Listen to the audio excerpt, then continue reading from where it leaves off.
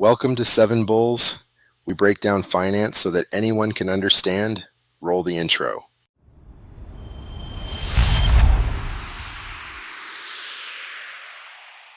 Hello, fellow investors. Welcome to Seven Bulls Capital. Today we'll be getting into two ETFs that are shaking up the income investing world, JEPI and JEPQ. These aren't your typical ETFs. They're designed to pump out consistent income with a unique strategy.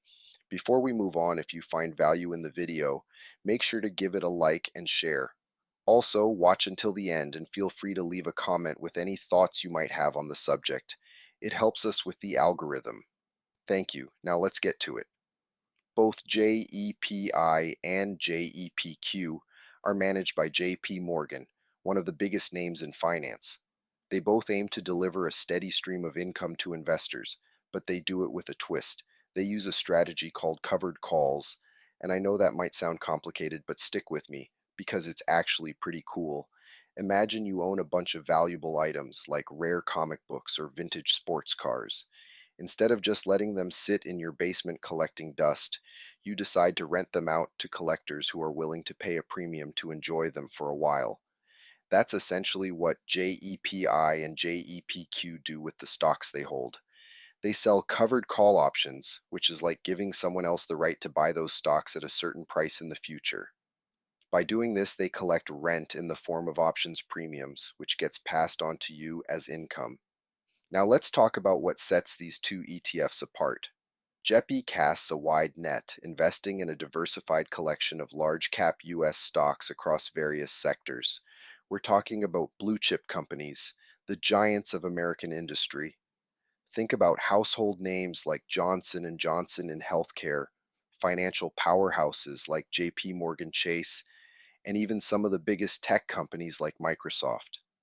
This broad diversification makes JEPI a more conservative choice, offering exposure to a wide range of sectors and reducing the impact of any single stock's performance.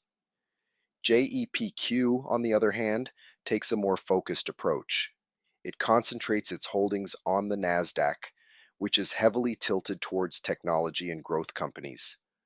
We're talking about the innovators, the disruptors, the companies that are shaping the future.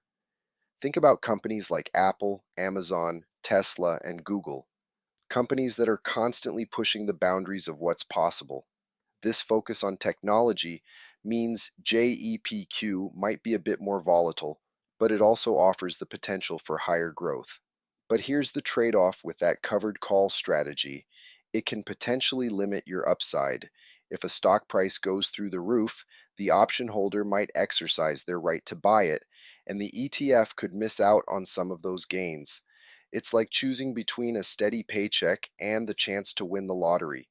You get that consistent income, but you might sacrifice some potential for massive growth.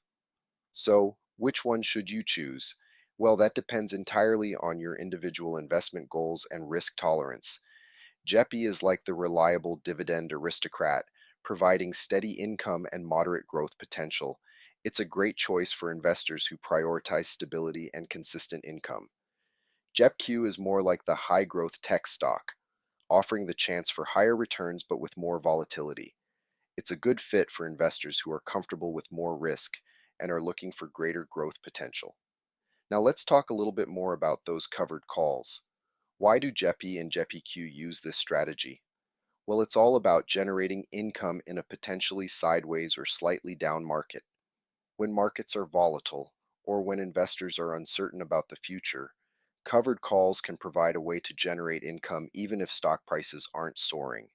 It's a way to add some stability to your portfolio and potentially boost your returns. But it's important to remember that covered calls aren't a magic bullet. They come with their own set of risks and considerations.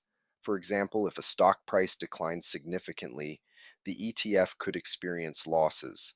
And as we mentioned earlier, if a stock price skyrockets, the ETF might miss out on some of those gains.